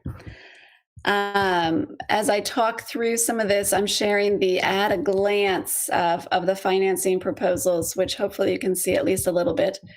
Are you seeing the at a glance? Great. So just to remind you, I presented in December at the board meeting a proposal from Charter Asset Management, shortly called CAM. I mentioned at that time that there was another program that we had applied to through the state, but that the timing and the financing costs were uncertain, so CAM was preferable. Since our and just I should preface this with this is all related to the potential shortage in cash flow as we head into the months where a large portion of the funding that we receive from the state will be deferred until the fall. So since I presented the CAM proposal in December, I have obtained the details about the other program I'd mentioned. It's called the ASAP program through the California School Finance Authority. And we've gotten a third proposal from another financing company called Lumen. And I put up that at a glance up there as I talk through this a little bit. But I've given this a lot of consideration, and I've discussed it thoroughly with CSMC and Madi. And as a result, I made the decision not to proceed with the ASAP program. That was the state fund or the California School Finance Authority program. They did offer a better rate overall, but it also necessitated attorney's fees, which would nearly negate any potential savings. And that's not to mention there were a lot of hoops in their application process, which just we could have done, but it just, pardon me, seemed it seemed troublesome. Well, it seemed a little burdensome considering the fact that the third kicker, so to speak, was that the options for the amounts that we could get from them were either insufficient or extremely excessive. There was no middle ground, so to speak. It was either way too much money to borrow or not quite enough to cover our shortfall. So the proposals I bring to the board today are CAMs and lumens. I recommend to the board that you approve Lumen's proposal, which I will display momentarily. The costs are lower than CAM. The rate is lower, but it's structured similarly in that we can borrow if and when we need it, and we're not obligated to take a particular amount. So it's scalable, it's fairly easy to access, and the rate is lower than CAM. So in that at-a-glance document, you can just see the costs involved. That's the part of the proposal you're seeing there, and how they compare. So we're saving a little bit of money with the Lumen. And just so you can have the full exposure, this was the ASAP proposal, with, again, having to get legal fees involved, and then the insufficient dollar amount or way too much money is what we would have ended up being able to get from them. So let me share the Lumen proposal. I don't know how to share side by side. Well, I guess I could share my whole screen.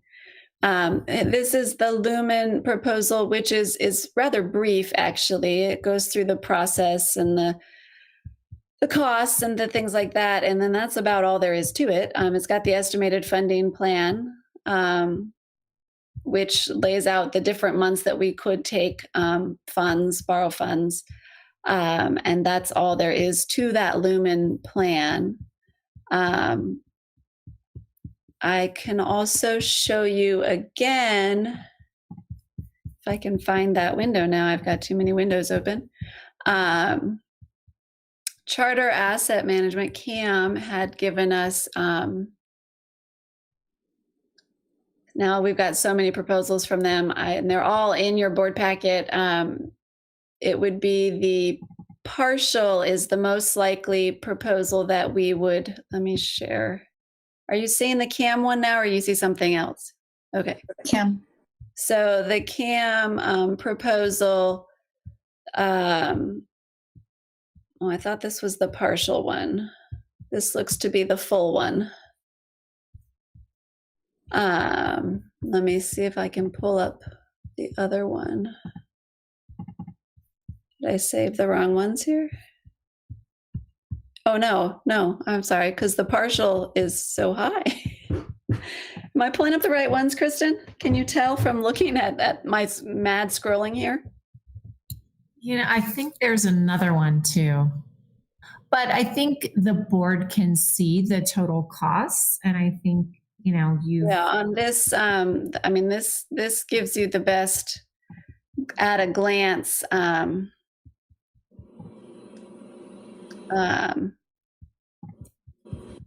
in terms of the total cost of the proposals. This gives you the best picture of what how the two compare. And I'm sorry if it's kind of small, but again, I recommend Lumen simply because it would save us a few $1,000s. And there's no weird fees that we can't see here or any, I mean, that's the cost to borrow that much money. That's it. Everything out the door. As we'd say if we were buying a car, right? Okay. Yes. And we're still, so how does this work then if we do approve this? Are we approving us to go forward with this loan if we need it, or you'd still come back to us if we needed to do this, or what's the process after, assuming we approve one of these? Meg, if I may. So the thought is, if you approve one of these, then it provides the leadership team you would execute these contracts, and then it allows the leadership team to access up to these amounts of funds. With the Lumen proposal, it is a little bit more flexible. And right now, just because the board probably doesn't have visibility to this, but every week, our account manager provides like a cash balance snapshot that goes to the team and to me, and we make recommendations on make this, this transfer from treasury to cover payroll, et cetera. We use that weekly mechanism to determine if we would need to draw from this amount. And the way the Lumen interface works is Meg could honestly log right on and request, obviously this is a maximum amount that the board is authorizing, right? This $930,000, but Meg would be able to log on and request those funds. And say if this is a Friday afternoon, by say Tuesday, those funds would actually be in Olive Grove's checking account. So it's really very scalable in that we don't need to take $1 more than we need. And if we take $15, we take $15. It doesn't change. It's all scalable based on the amount. And this gives us that safety net to draw from in a way that's really thoughtful and intentional without incurring additional costs of financing that we may not need. Okay. So we could establish something that I will inform you when I'm going to draw from it if you would like, or get your approval before I make the request or something to that effect. Or as Kristen mentioned, if you're approving this up to this maximum amount, you could also know that I won't borrow any more than that. And I give you my word that I will borrow as little as possible because I would like to avoid paying any fees that we don't have to.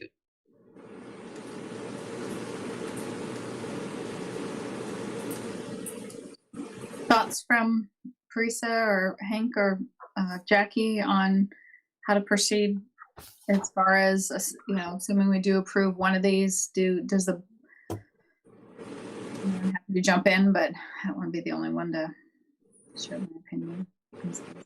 I'm comfortable with you just kind of notifying us, because I would think when we got into a situation where you needed to borrow, you would want us to know anyway. So just kind of give us a heads up.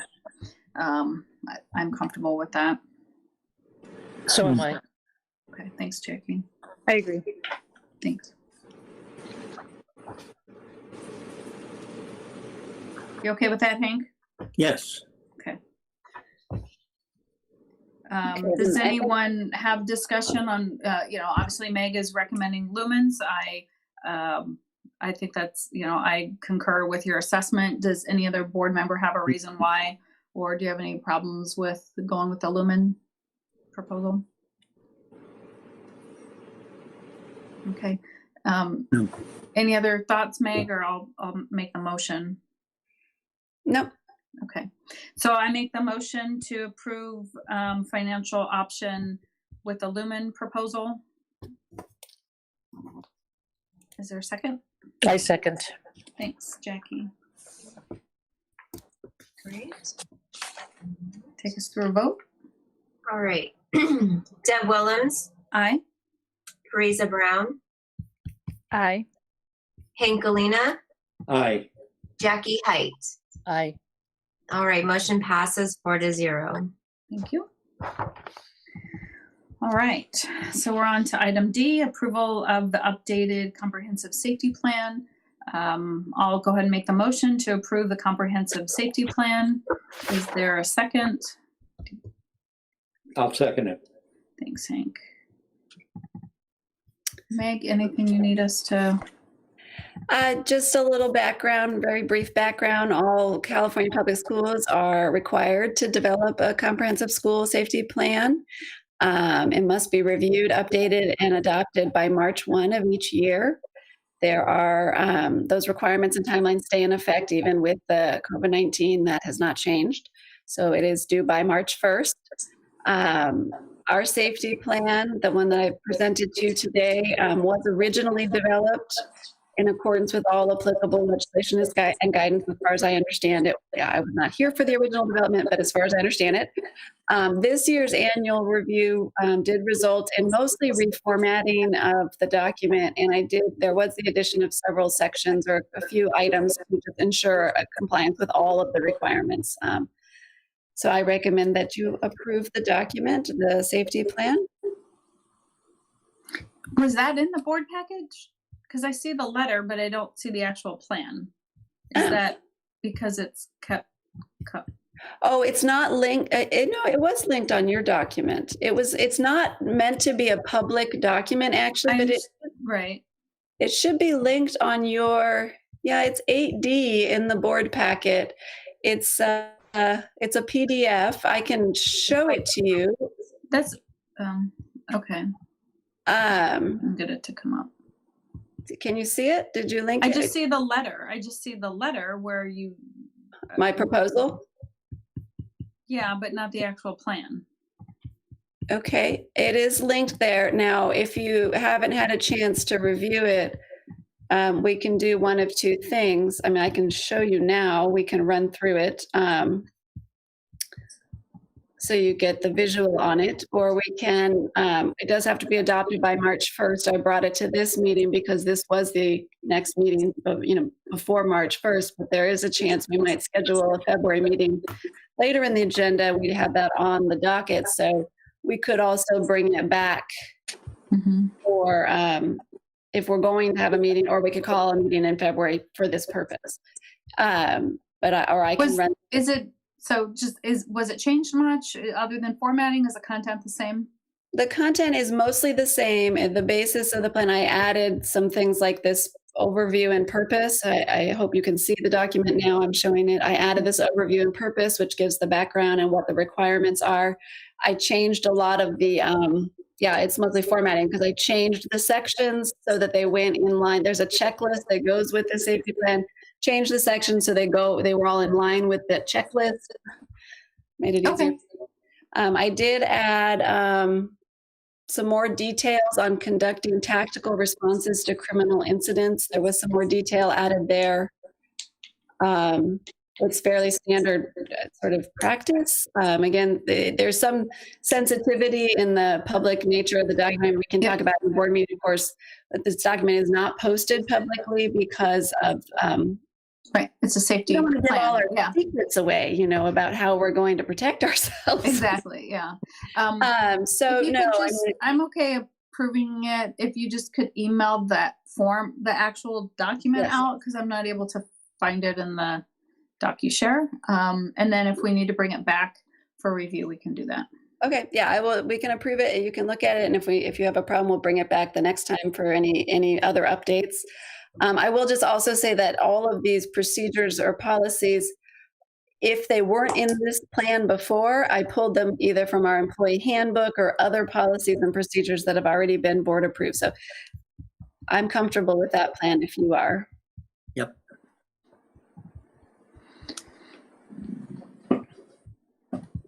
All right. So I made the motion. So now we take it to a vote. Right? Yep. Okay. Who seconded? Hank? Aye. I'm sorry. Hank seconded? Yes. Sorry. Yeah, I'm sorry. I just can't. I got lost. So now I'm sorry to interrupt your vote. Go for it. And I did say aye. Just Okay. Parisa Brown? Aye. Hank Galina? Aye. Jackie Hype? Aye. Motion passes 4-0. So we're on E. I do approve, or make a motion to approve the COVID-19 prevention program. Is there a second? Aye. And discussion? Or Okay. did you have any, it seems pretty basic. It is. Yeah. There was some emergency actions that were taken by Cal OSHA that requires almost all employers to adopt one of these COVID-19 prevention programs. Cal OSHA also developed a model template for us to create our own unique COVID prevention program tailored to our workplace. This CPP contains 11 key elements, which are required by the emergency actions. So it was drafted in compliance with those emergency temporary standards, and it's based on that model document. I do recommend approval. We did have, it's not as detailed. This program is not as detailed as you might see in a place of employment where people are going into work on a regular basis, because we are still primarily teleworking. Mm-hmm. Okay, So thank you. Any other discussion or questions for Meg? would you like to see the document up on the screen? No? Okay. Great. Can we go to a roll call vote? Yes, please. All right. Deb Willems, Aye. Teresa Brown, Aye. Hankalina, Aye. Jackie Height. Aye. Motion passes 4-0. Thank you. I'll go ahead and make the motion for F, and then we'll have discussion on each one if we need to. So I make the motion to approve the 2019-2020 school accountability report cards for each Olive Grove charter school, section F, I through, or 1 through 4. So that's for Buellton, Lompoc, Orchid / San Maria, and Santa Barbara. Is there a second? Second. Thanks, Hank. And discussion? Okay, this is another requirement. This has been in state law since 1988. There is a similar requirement also contained in federal law, the Elementary and Secondary Education Act. The purpose of the SARC, or the School Accountability Report Card, is to provide parents and the community with important information about each school. The CDE provides an electronic template, and they actually pre-populate about 90% of the data in that template, and we are able to review it and modify it and complete remaining information that was left blank. I want to just point out that due to the pandemic, there were assessment requirements that were waived. This is a report on 2019-20, so there was no CASP for math, English. There was no science test. There was no physical fitness. So you're going to see a lot of NAs that were all pre-populated by the state because of those waivers on those assessment. And additionally, it's interesting to note that the school suspension and expulsion rates, they're not comparable because of what happened with school last year. So they actually broke out those tables. It's not a huge issue. I mean, it doesn't really, ours are 0. So in terms of those rates, but it is interesting to note how they broke that out on the document. These SARCs must be updated annually, reviewed and approved by the governing board, and published by February 1st. So I did provide you with a printout of the document from that online portal. If I gain approval tonight, I will go in tomorrow and click post, and then I will be able to print a copy that's not so microscopic, hopefully. The print is tiny on those reports. Okay. Any questions or comments on the SARC? All right, Summer, if you could All right. go Deb through Willems, Aye. Teresa Brown, Aye. Hankalina, Aye. Jackie Height. Aye. Okay, motion passes 4-0. All right, thank you. All right, so lease agreements. Before you make a motion, I think I just want to say, because they're kind of bundled like that, San Luis Obispo is ready. That's ready to go, but there's a kind of a caveat with the Buellton, at least. So maybe I can do my little spiel before you make the motion. The lease amendments, so we'll take slow first. Just to remind you or make you aware if you weren't before, the previous executive director signed an agreement in August of 2019 to acquire additional space in the building for our SLO Learning Center. The agreement included a known delay in taking occupancy of the space until the previous tenant vacated. It did actually end up taking longer than anticipated for that tenant to vacate, and the space finally became available in January, and we took possession on January 8th. In the meantime, I had tried to see if we could extricate ourselves from the agreement because we don't currently have a strong need for the space, particularly given the pandemic. The landlord was kind enough to try to market the space, but was unable to find another tenant at this time. So we did take possession of the space, and for the sake of full transparency, I want to make sure to bring visibility and to the board's attention the full scale of the fiscal impact of this additional space.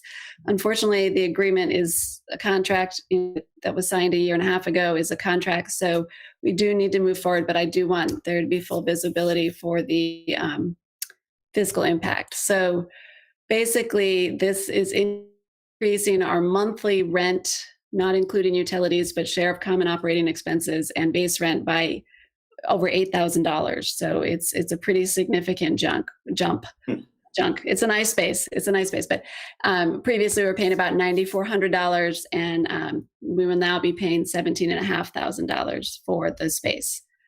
And it did require an additional security deposit of $10,500. So I did get approval from Deb for cutting the check for the security deposit in the spirit of our fiscal policies and procedures. So again, I just wanted to bring full transparency to those costs. And I am still working with the landlord to see if he could try to find another tenant who might want to take over the space. And if not, we will then proceed with using it to the best of its potential. So that And when does that lease expire? Well, I was able to negotiate. I had asked him to bring it down. It was supposed to restart the whole lease for all the space for 5 years, which would put us into 2026. But he did renegotiate with me based on the time that from when we had thought we would probably get it to now. So he took off, I think it's 9 months. So it's like a 4-year, 3-month lease, which is kind of odd, but I'll take whatever and get to cut some of it off just in case. So it expires now in, now I need to bring it up to look at that. So it's 4 years, let me find it. I don't want to speak out of turn.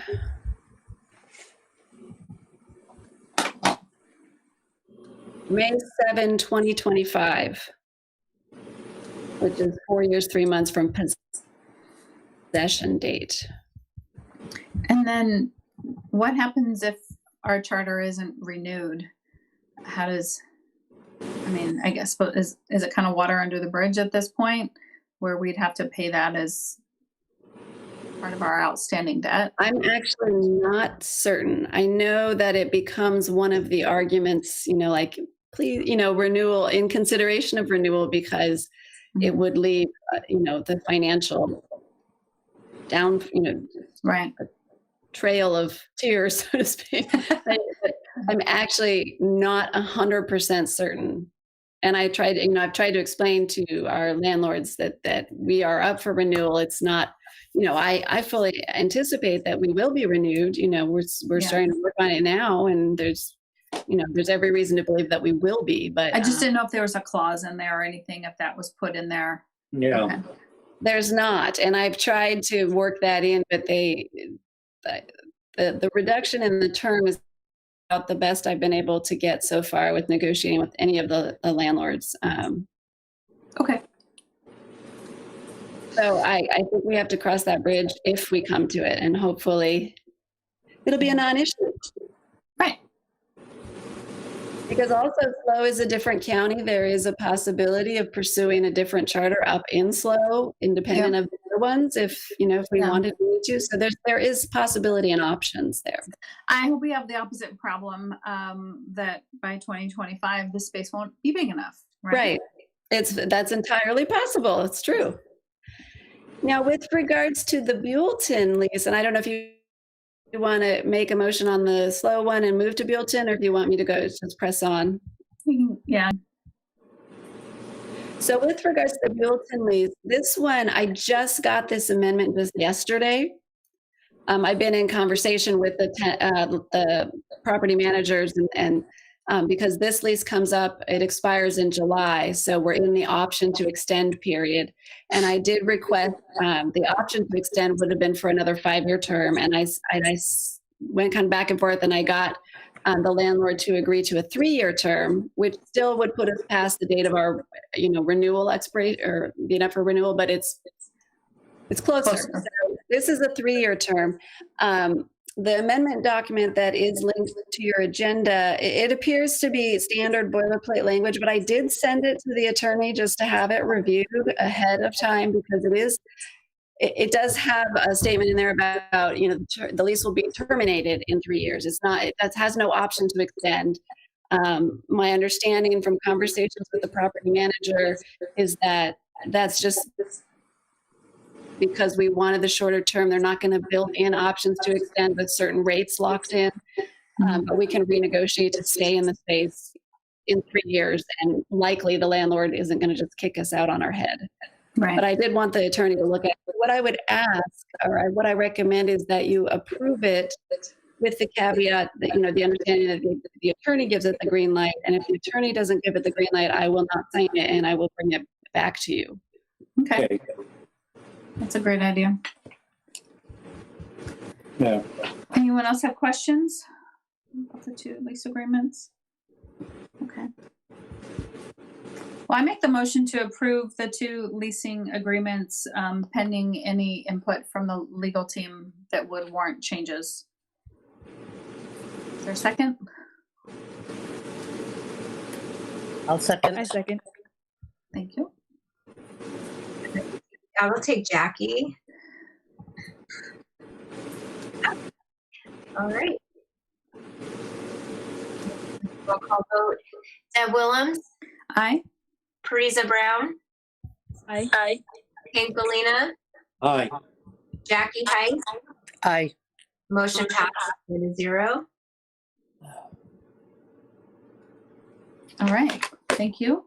The next thing on the agenda is discussion information items. So, Meg, you've got a item on here to discuss compliance with the Children's Internet Protection Act. Yes, this is a requirement of our E-rate program. In participating in that program, they have informed us that this is a requirement to have as a discussion item. I have put up before you just a snippet of our student technology policy because I'm going to reference it. This was just board approved on August 22nd of 2020. This serves as Olive Grove's Internet Safety Policy, this OGCS Inc. Student Technology Policy and Acceptable Use Agreement. I want to state that Olive Grove Charter Schools, Inc. is in compliance with the Children's Internet Protection Act, SIPA. We are using GoGuardian for our technology protection measure, which is our internet filtering software. GoGuardian does protect against access by adults and minors to visual depictions that are obscene, child pornography, or with respect to use of computers with internet access by minors, harmful to minors. It may be disabled for adults engaged in bona fide research or other lawful purposes. Our district policy does include monitoring the online activities of minors, and our policy does address the following, which is required by the SIPA, the Children's Internet Protection Act. It does address the access by minors to inappropriate matter on the internet and the World Wide Web, the safety and security of minors when using electronic mail, chat rooms, and other forms of direct electronic communications. Unauthorized access includes so-called hacking and other unlawful activities by minors online. It addresses unauthorized disclosure, use, and dissemination of personal information regarding minors. It addresses measures designed to restrict minors' access to materials harmful to minors. And it addresses the education of minors about appropriate online behavior, including interacting with other individuals on social networking websites and in chat rooms, and cyberbullying awareness and response. So the net effect is that I am reviewing with you how we are in compliance with the SIPA. Any questions? Okay. That's it.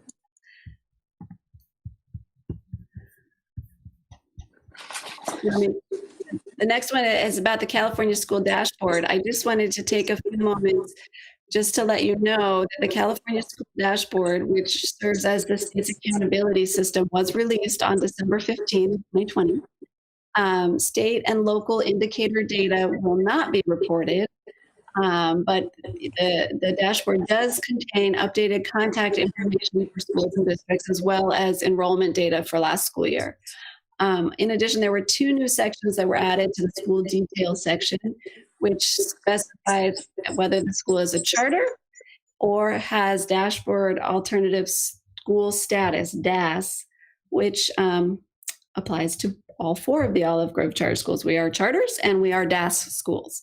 So I did include in the board packet PDFs of the school dashboard. Again, there's really not much content there, but they did also, the state law for this year, for 2019-20, did require CD to publish valid and reliable data that they would have reported on the 2020 dashboard. So there are links to data for graduation rate and for college and career indicator, which are on the additional reports webpage. So those reports are based on data collected from CalPADS, or the California Longitudinal Pupil Achievement Data System. There is a flyer that I linked for further details on the data that is reported on this year's dashboard, if you're interested.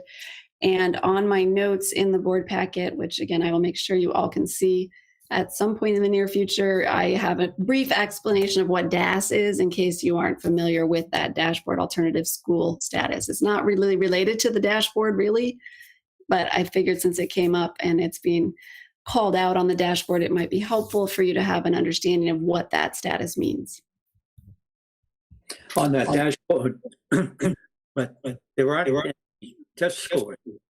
No, I'm sorry, I was still sharing the technology. There wasn't any testing done that on the dashboard, but there is some other items on the dashboard, right? Right. So let me show you just quickly here, so you get a visual of what they all look like. This is the PDF printout from what the dashboard looks like for bulletins. And usually there would be all kinds of little colored gas gauges and scores for testing. There is nothing. There is just the name of the school, the address, the website, the grades, whether we're a charter, and then the dashboard alternative school status. And then it does give some demographic data for each school. So that is all that's on the dashboard. And then there is on the live dashboard online, this is a PDF that I could print from the dashboard. But the live online version, there is another button that will take you to additional reports that way you could see the graduation rate and the college career indicator data. That's all the data that's out there right now. There's not going to be another dashboard. Not this year. Next year, they're planning to reinstate it for next year for this year. Because again, remember, this is based on 2019-20 data. So we will presumably have a dashboard for 2021 for this school year, but it won't come out till next December. If you know, who knows what'll happen exactly, but that yes. So this is it for this year. Thank you.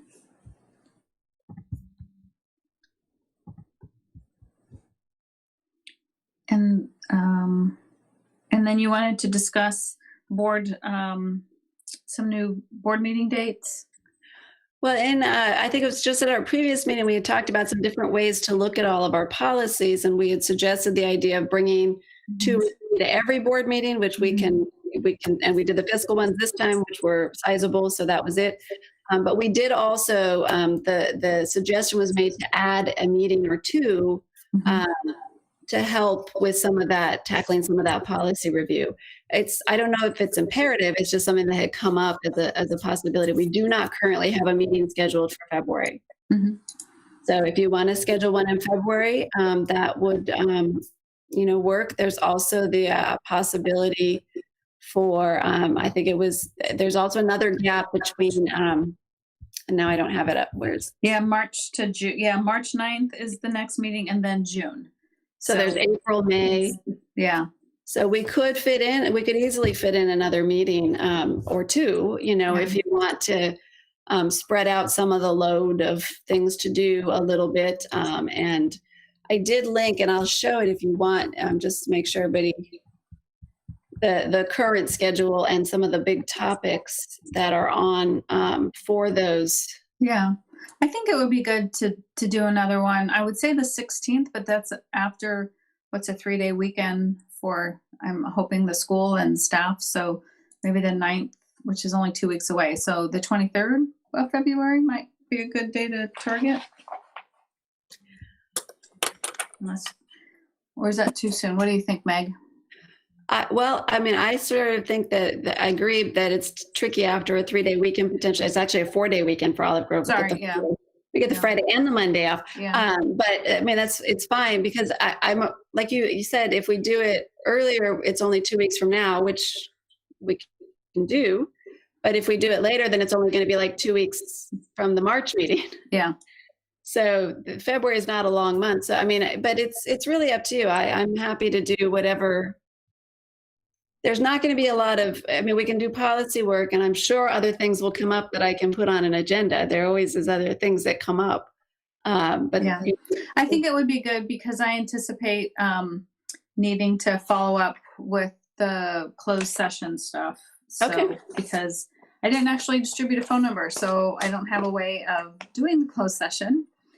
So I think I'd like to do it in February so that we can do that, have that discussion. You all tell me what day you want to do it.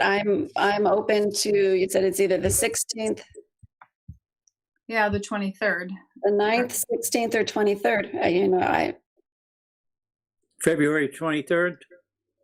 9th, 16th, or 23rd are the 3 days that we're targeting in February, which is, basically the 3 Tuesdays in February. Are there any of those? Does anyone have a preference or one that they know they can't do? Or do we want to, would we prefer to have, I think we decided already, we don't want longer meetings. We'd rather have more frequent, shorter meetings than fewer marathon meetings, right? Any of those dates are work for acceptable to me. Okay. I think my preference would be the 23rd, just to, 23rd. Yeah. Okie dokie. Done. all right. And then will you, Meg, make recommendations on the next ones that we're going to talk about at that meeting, or do we need to do that? I can do it. I can pull some, that we've already started on a little bit and pull a kind of a category. Okay. And we'll keep the same time at 6 p.m. All right. Okay. And then the next item on the agenda, and I think we'll just schedule the one for now, but kind of look ahead to May. We'll see how the one goes in February and see if we need to do an extra. And then, as you mentioned, we may not need the 6-8 if there isn't a public, I can't think of the right word. What's it called? I think there will be. There will be. Actually, I know there will be. That I should take off if reinstated because they have reinstated the LCAP. It's underway. So Okay. All right. you'll be hearing more about that from me soon too, in terms of stakeholder engagement and your input on crafting that. But yes, so we will need the 8th for that public hearing because that has to be separate. Public hearing has to be on a separate date from the day we approve the LCAP. Okay. For new business, there were 2 things I wanted us to think about. Form 700s. I'm assuming we have to. It's January, new calendar year, so we all have to turn in new Form 700s. Is that correct? Right. You've caught me. I'm not exactly sure what is it. Or 900? Yeah, it's 700. It's Form 700, yes, but the time frame, if it's annually, I think it has to be done by April. So just if you could double check and then send it out to everyone so that we're compliant there. And then I also wanted us to start thinking about graduation. Obviously last year we had to pivot. That's the word of 2020. So we pivoted quickly to do something that was COVID compliant at all of the sites, and that some of the board came and helped. And so if that's something that we see ourselves doing something similar, that it would be good to kind of think about how we're going to put that on our calendars, kind of going back to what Stacy mentioned, right? What makes sense for the students? What would they like? So you've got some time. Yeah, and we have set a date for graduation. Thank you for bringing it up. at least tentatively, we set it for Friday, June 4. Mhm. I don't have a time yet because we haven't barely begun discussing what it will look like. Yeah. But we did go with the date of June 4, which is our last day of school. Yeah. And what happened last year is we actually ended up we did one at each of the centers. So, so just something to keep in mind. You may end up doing, several Right. within the same week. And so just for the new board members, something to keep in mind. It's, if you would, if you're interested, we don't know what the world of COVID is going to be or where we're going to be in our vaccines and all that, but I'm assuming we probably won't be gathering as a one graduation this year. Hopefully we will, but I don't see that happening before June. So it's something to think about if board members are interested and able to participate. Yeah, I think it would be great to get us there if we can. I would like to participate. Awesome. Any other new Writing it business or down in ink, Hank. things to put on the agenda for upcoming meetings? Any other new business that we want to discuss?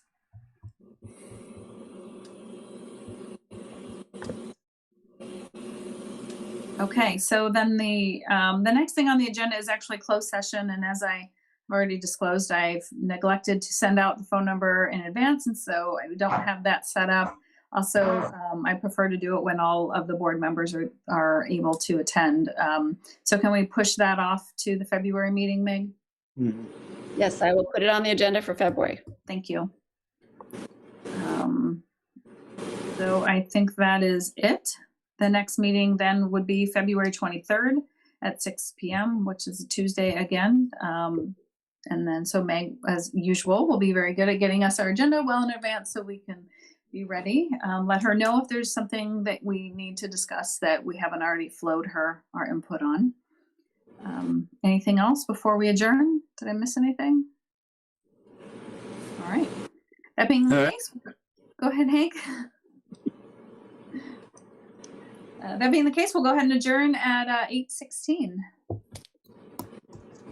Thanks, everybody. Thank you very much for your attention. Good evening. Thank you. Thanks. Have a Thank good you. night. Thank you. Bye, everyone. Bye. Bye-bye. Thank you, Meg, for the financial report. I printed it out. Oh, good. I'm glad you got it. I'm sorry, Hank, if you had difficulty with the board packet, but I think what we could do is maybe we can schedule a hangout like this and I can show you my screen, or we can meet in a learning center another time and I can Yeah. show you. I prefer it face-to-face Okay. So maybe sometime before the next board meeting. we can meet up and I can show you how it's laid out and how to get to it. Good. Thank you. Thank you. All right, we'll touch base. Will you reach out to me in the next week or so and we'll set up a date? I will do that. Thank you. Have a good night. Yeah. Good night. Bye-bye.